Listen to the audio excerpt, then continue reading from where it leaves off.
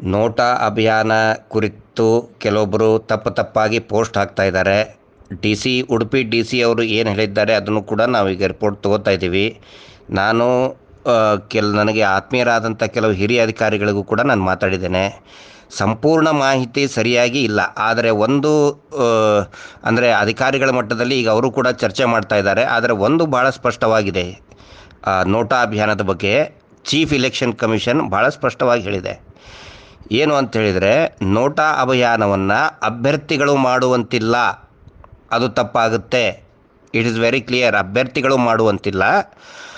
ಆ ನಂತರ ಚುನಾವಣೆ ಪ್ರಚಾರ ಮುಗಿದ ಮೇಲೆ ನೋಟಾ ಅಭಿಯಾನವನ್ನು ಅಭ್ಯರ್ಥಿಗಳಾದವರು ಅಥವಾ ರಾಷ್ಟ್ರೀಯ ಪಕ್ಷದವರು ಮಾಡುವಂತಿಲ್ಲ ಅಂತ ಹೇಳಿದೆ. ಅದನ್ನು ಇವರು ಈ ರೀತಿ ತಿರುಚಿ ಪೋಸ್ಟ್ಗಳನ್ನು ಹಾಕ್ತಾ ಇದ್ದಾರೆ. ಇಲ್ಲಿ ನೋಟಾ ಅಭಿಯಾನವನ್ನು ಮಾಡ್ತಾ ಇರೋರು ಯಾರೂ ಕೂಡ ಅಭ್ಯರ್ಥಿಗಳಲ್ಲ. ಅದೇ ಇಲೆಕ್ಷನ್ ಕಮಿಷನ್ ಹೇಳಿದೆ, third person can make NOTA awareness campaign ಅಂತ ಸ್ಪಷ್ಟವಾಗಿ ಹೇಳಿದೆ ಮಹಾರಾಷ್ಟ್ರದ ಪ್ರಕರಣದಲ್ಲಿ. ಆ ಕಾಪಿ ನನ್ನ ಹತ್ರ, ಅದಕ್ಕೆ ಸಂಬಂಧಪಟ್ಟಂಥ ಲಿಟ್ರೇಚರ್ ನನ್ನ ಹತ್ರ ಇದೆ. ಅದನ್ನೆಲ್ಲ ನೋಡಿ ಸ್ಟಡಿ ಮಾಡೇ ನಾವು ಈ ತೀರ್ಮಾನವನ್ನು ತೆಗೆದುಕೊಂಡಿದ್ದು. ಇದನ್ನು ಎಲ್ಲರೂ ಕೂಡ ಅರ್ಥ ಮಾಡ್ಕೋಬೇಕು.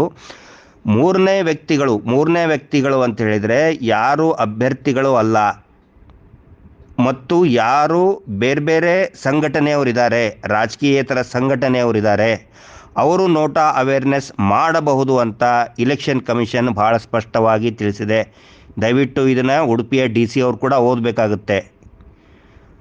ನೋಟಾ ಅಭಿಯಾನವನ್ನು ಕೈಗೆತ್ತಿಕೊಳ್ಳಬೇಕು ಅಂಥೇಳಿ ಸುಪ್ರೀಂ ಕೋರ್ಟು ಮಾನ್ಯ ಇದಕ್ಕೂ ಕೂಡ ಹೇಳಿದೆ, ಯಾವುದು ಇಲೆಕ್ಷನ್ ಕಮಿಷನ್ಗೆ, ಚುನಾವಣಾ ಆಯೋಗಕ್ಕೂ ಕೂಡ ಮಾನ್ಯ ಸರ್ವೋಚ್ಚ ನ್ಯಾಯಾಲಯ ಚುನಾವಣಾ ಆಯೋಗಕ್ಕೂ ಕೂಡ ಕಾಲಕಾಲಕ್ಕೆ ನೋಟಾ ಅಭಿಯಾನವನ್ನು ಮಾಡಬೇಕು ಅಂತ ತಿಳಿಸಿದೆ.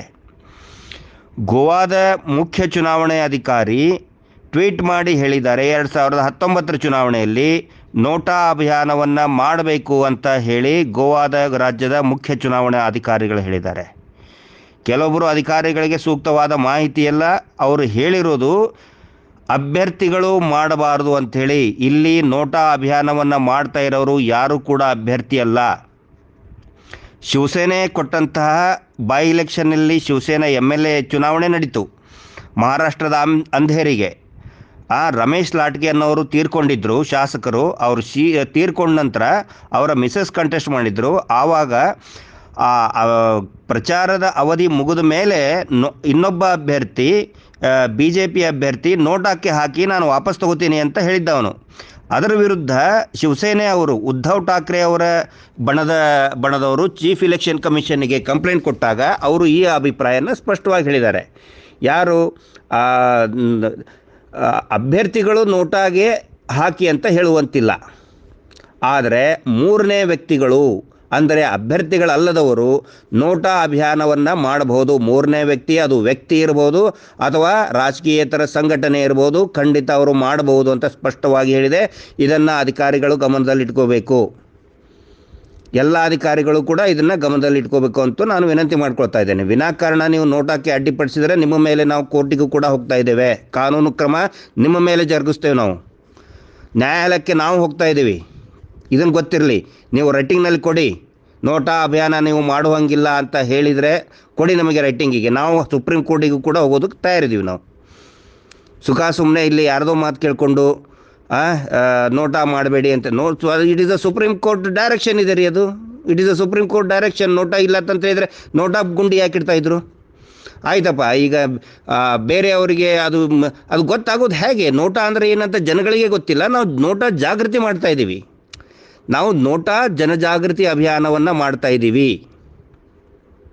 ನೋಟಾ ಜನಜಾಗೃತಿ ಅಭಿಯಾನ ಮಾಡೋದಕ್ಕೆ ಯಾವ ಅಡ್ಡಿನೂ ಕೂಡ ಇಲ್ಲ. ಹಂಗಿತ್ತು ಅಂತ ಹೇಳಿದರೆ ಸಂಬಂಧಪಟ್ಟ ಅಧಿಕಾರಿಗಳು ನಮಗೆ ನೋಟಿಸ್ ಕೊಡಲಿ, ಅದಕ್ಕೆ ನಾವು ಉತ್ತರ ಕೊಡ್ತೀವಿ.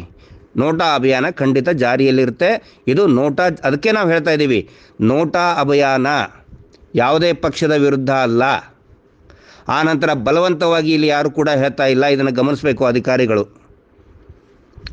ಇದನ್ನೇ ಒಂದು ಇಟ್ಕೊಂಡು ಏನೇನೋ ಸುಳ್ಳು ಸುದ್ದಿ ಹಬ್ಬಿಸ್ತಾ ಇದ್ದಾರೆ. ಅದಕ್ಕೆ ತಕ್ಕ ಉತ್ತರವನ್ನು ಕೊಡ್ತೀವಿ. ನೋಟಾ ಅಭಿಯಾನ ಅತ್ಯಂತ ಬಲಿಷ್ಠವಾಗಿ ಪ್ರಾರಂಭ ಆಗಿದೆ. ಇದು ಜನರೇ ಹೆಚ್ಚಾಗಿ ಮಾಡ್ತಾ ಇದ್ದಾರೆ. ಇದನ್ನ ಪ್ರತಿಯೊಬ್ಬ ಜನರು ಕೂಡ ಜಾಗೃತಗೊಂಡು ಹೆಚ್ಚು ಹೆಚ್ಚು ಸಂಖ್ಯೆಯಲ್ಲಿ ಜನರೇ ನೋಟಾ ಬಗ್ಗೆ ಜಾಗೃತಿಯನ್ನು ಮಾಡ್ತಾ ಇದ್ದಾರೆ.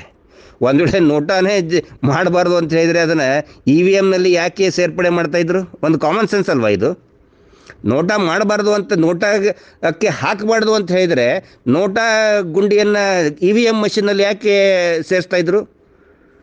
ಈ ಸುಪ್ರೀಂ ಕೋರ್ಟಿನ ಡೈರೆಕ್ಷನ್ನೇ ಇದೆ. ಯಾಕೆ ಈ ರೀತಿ ನೋಟಾನ ನೀವು ಹಾಕಬಾರ್ದು ಅಂದರೆ ಅದೊಂದು ಸಂವಿಧಾನ ವಿರೋಧಿ ಕ್ರಮ ಆಗುತ್ತೆ.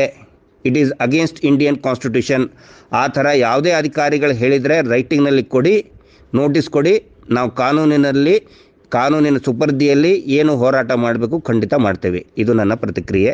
ನಮಸ್ಕಾರ.